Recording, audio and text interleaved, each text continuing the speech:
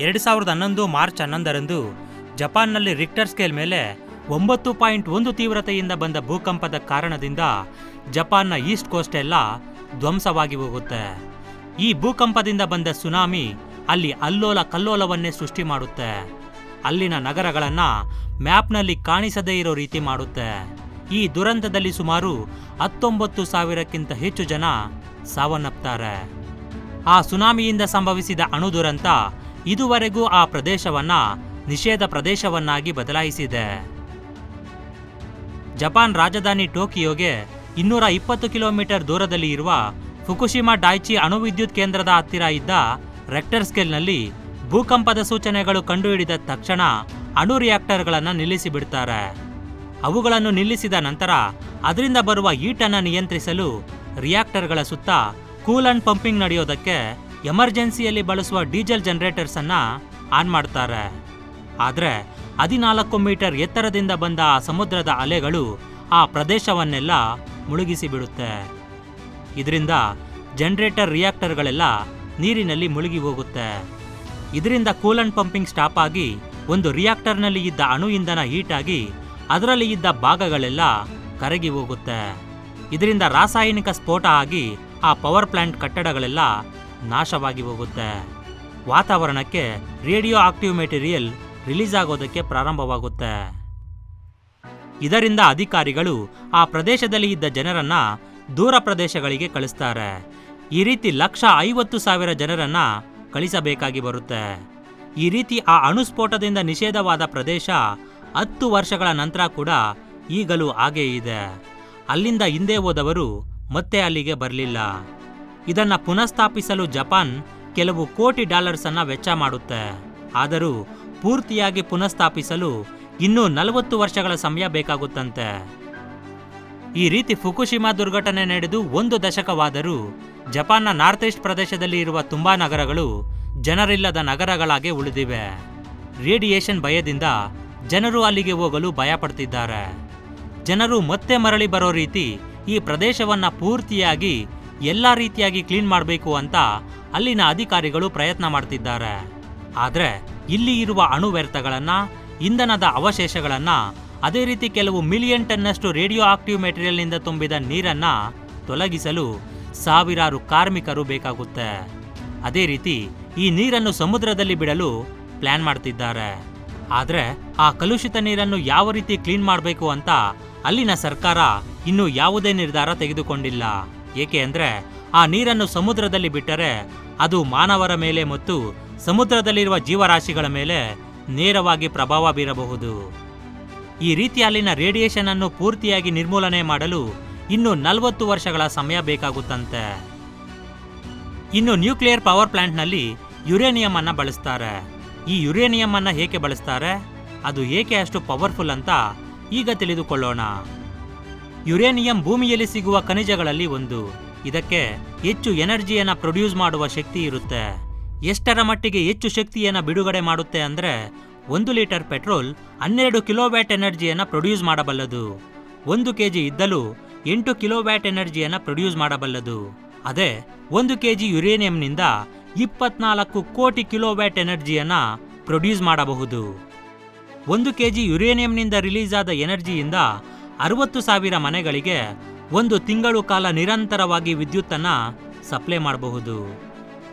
Hiroshima ಮೇಲೆ ಹಾಕಿದ ಅಣುಬಾಂಬ್ ಬಗ್ಗೆ ನಿಮ್ಮೆಲ್ಲರಿಗೂ ಗೊತ್ತೇ ಇರುತ್ತೆ. ಆ ದುರಂತದಲ್ಲಿ ಸುಮಾರು 66,000 ಜನ ಸತ್ತು ಹೋಗ್ತಾರೆ. ಇಲ್ಲಿ ಲಿಟಲ್ ಬಾಯ್ ಅನ್ನೋ ಅಣುಬಾಂಬನ್ನ ಹಾಕ್ತಾರೆ. ಅದರ ತೂಕ 4,400 ಕೆಜಿ. ಆದರೆ ಅದರೊಳಗೆ ಬಳಸಿದ ಯುರೇನಿಯಂನ ತೂಕ ಕೇವಲ 64 ಕೆಜಿ ಮಾತ್ರ. ಈ ಸ್ಫೋಟದಲ್ಲಿ 13 ಸ್ಕ್ವೇರ್ ಕಿಲೋಮೀಟರ್ ಏರಿಯಾ ಸ್ಮ್ಯಾಶ್ ಆಗಿ ಹೋಗುತ್ತೆ.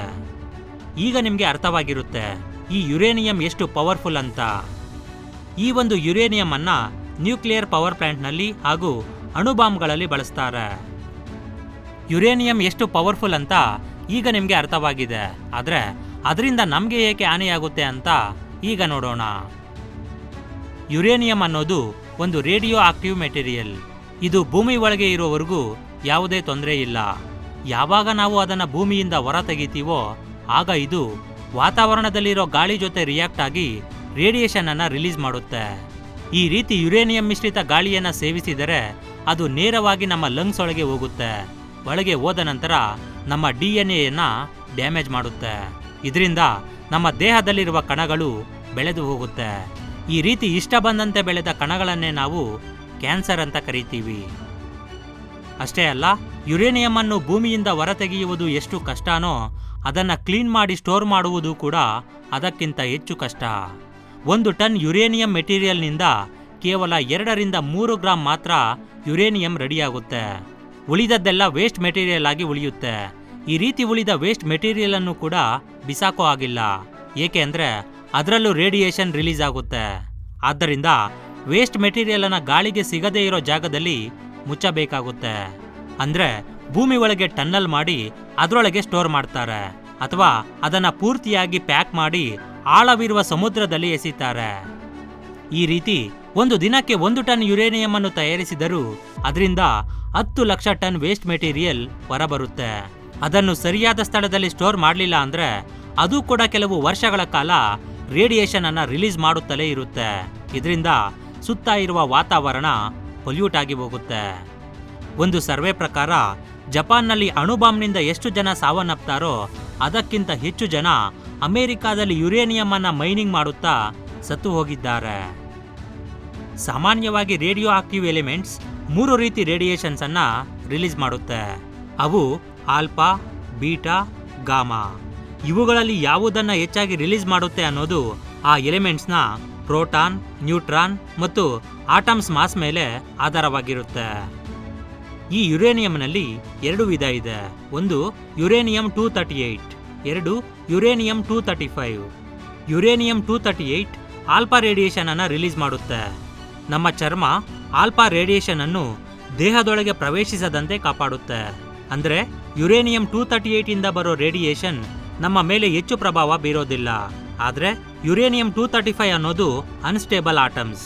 ಅಂದ್ರೆ ಅದರಲ್ಲಿ ಇರುವ ಆಟಮ್ಸ್ ಹೆಚ್ಚು ಎನರ್ಜಿಯನ್ನ ರಿಲೀಸ್ ಮಾಡುತ್ತೆ. ಈ ಯುರೇನಿಯಂ 235 ಆಲ್ಫಾ ರೇಸ್ನ ಜೊತೆ ಗಾಮಾ ರೇಸ್ ಅನ್ನು ಕೂಡ ರಿಲೀಸ್ ಮಾಡುತ್ತೆ. ಈ ಗಾಮಾ ರೇಸ್ ನಮಗೆ ಮಾತ್ರವಲ್ಲ, ಎಲ್ಲ ಪ್ರಾಣಿ ಪಕ್ಷಿಗಳಿಗೂ ಕೂಡ ಹಾನಿ ಉಂಟು ಮಾಡುತ್ತೆ. ಅಷ್ಟೇ ಅಲ್ಲ, ಸ್ಪೇಸ್ನಲ್ಲಿ ಈ ಗಾಮಾ ರೇಸ್ ಹೆಚ್ಚಾಗಿ ಇರುತ್ತೆ. ಆದ್ದರಿಂದಲೇ ಆಸ್ಟ್ರೋನಟ್ಸ್ ಸ್ಪೇಸ್ ಸೂಟ್ ಅನ್ನ ಧರಿಸ್ತಾರೆ. ಈ ಸ್ಪೇಸ್ನಲ್ಲಿ ಕೇವಲ ಗಾಮಾ ರೇಸ್ ಮಾತ್ರವಲ್ಲ, radio waves, microwaves, infrared, ultraviolet, X ray, gamma ray, ಈ ರೀತಿ ಎಲ್ಲ ಇರುತ್ತೆ.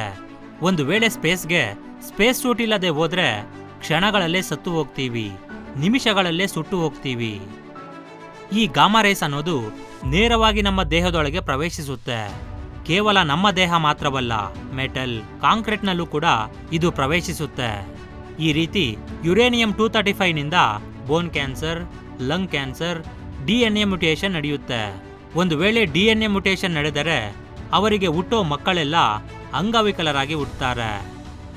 ಆದ್ದರಿಂದ ಯುರೇನಿಯಂನಿಂದ ವಿದ್ಯುತ್ ಉತ್ಪಾದಿಸುವಾಗ, ಬಾಂಬನ್ನು ತಯಾರಿಸುವಾಗ ತುಂಬಾ ಕೇರ್ಫುಲ್ ಆಗಿ ಇರ್ತಾರೆ. ಒಂದು ವೇಳೆ ಒಂದು ಚಿಕ್ಕ ಮಿಸ್ಟೇಕ್ ನಡೆದರೂ ಅದು ಭಾರಿ ದುರಂತಕ್ಕೆ ಕಾರಣವಾಗುತ್ತೆ. ಪ್ರಪಂಚದಲ್ಲಿರುವ ಕೆಲವು ದೇಶಗಳು ಈ ಯುರೇನಿಯಂ ಪವರ್ ಪ್ಲಾಂಟ್ಸ್ ಅನ್ನ ಬ್ಯಾನ್ ಮಾಡಿದ್ದಾರೆ. ಭವಿಷ್ಯದಲ್ಲಿ ಎಲ್ಲಾ ದೇಶಗಳು ಈ ರೀತಿ ಮಾಡಲಿಲ್ಲ ಅಂದ್ರೆ ಖಂಡಿತ ಭಾರಿ ದುರಂತಕ್ಕೆ ಇವೇ ಕಾರಣವಾಗಬಹುದು. ಒಂದು ವೇಳೆ ನ್ಯೂಕ್ಲಿಯರ್ ಪವರ್ ಪ್ಲಾಂಟ್ ಹತ್ರ ಭೂಕಂಪ ಏನಾದರೂ ಬಂದರೂ ಕೂಡ ಅವು ಸ್ಫೋಟವಾಗಿ ಹೋಗುತ್ತೆ. ಒಂದು ವೇಳೆ ಈ ರೀತಿ ದುರಂತ ನಡೆದ್ರೆ ಆ ಪ್ರದೇಶದಲ್ಲಿ ಕೆಲವು ವರ್ಷಗಳ ಕಾಲ ರೇಡಿಯೇಷನ್ ಹಾಗೇ ಇರುತ್ತೆ. ಅಲ್ಲಿಗೆ ಯಾರೂ ಕೂಡ ಹೋಗಲು ಸಾಧ್ಯವೇ ಇಲ್ಲ. ಭವಿಷ್ಯದಲ್ಲಿ ಪ್ರಪಂಚದ ವಿನಾಶಕ್ಕೆ ಇವೇ ಕಾರಣ ಕೂಡ ಆಗಬಹುದು. ಭವಿಷ್ಯದಲ್ಲಿ ಇವುಗಳನ್ನೆಲ್ಲ ಬಿಟ್ಟು ಪ್ರಕೃತಿ ಮೇಲೆ ಫೋಕಸ್ ಮಾಡಲಿಲ್ಲ ಅಂದ್ರೆ ಖಂಡಿತ ಪ್ರಪಂಚ ವಿನಾಶ ಆಗೋದ್ರಲ್ಲಿ ಯಾವುದೇ ಸಂಶಯವಿಲ್ಲ. ಇವತ್ತು ಫ್ಯಾಕ್ಟರಿಗಳಲ್ಲಿ ಬರುತ್ತಿರುವ ವೇಸ್ಟನ್ನ ಸಮುದ್ರಗಳಿಗೆ, ಕೆರೆಗಳಿಗೆ, ನದಿಗಳಿಗೆ ಬಿಡ್ತಿದ್ದಾರೆ. ಇದೇ ಮುಂದುವರಿಯುತ್ತಾ ಹೋದರೆ ಖಂಡಿತ ಒಂದಲ್ಲ ಒಂದು ದಿನ ಕುಡಿಯಲು ನೀರು ಕೂಡ ಸಿಗೋದಿಲ್ಲ. ಇದರಿಂದ ಭೂಮಿ ಮೇಲೆ ಟೆಂಪರೇಚರ್ ಕೂಡ ಜಾಸ್ತಿ ಆಗುತ್ತೆ. ಆ ಟೆಂಪರೇಚರ್ನಿಂದ ಭೂಮಿ ಮೇಲೆ ಇರುವ ಎಲ್ಲ ಬಾಂಬ್ಗಳು ಕೂಡ ಸ್ಫೋಟವಾಗಬಹುದು. ಭವಿಷ್ಯದಲ್ಲಿ ಏನಾಗುತ್ತೆ ಅಂತ ಹೇಳಲು ಯಾರಿಂದಲೂ ಸಾಧ್ಯವಿಲ್ಲ. ಏನೇ ಆಗಲಿ ನಾವು ಅನುಭವಿಸಲೇಬೇಕು. ಇದು ಫ್ರೆಂಡ್ಸ್ ಇವತ್ತಿನ ಒಂದು ಅಮೇಜಿಂಗ್ ವಿಡಿಯೋ. ಓಕೆ ಫ್ರೆಂಡ್ಸ್, ಈ ಒಂದು ವಿಡಿಯೋ ನಿಮಗೆ ಇಷ್ಟ ಆಗಿದ್ರೆ ಖಂಡಿತ ಲೈಕ್ ಮಾಡಿ, ಶೇರ್ ಮಾಡಿ. Thank you for watching friends. Jai Hind.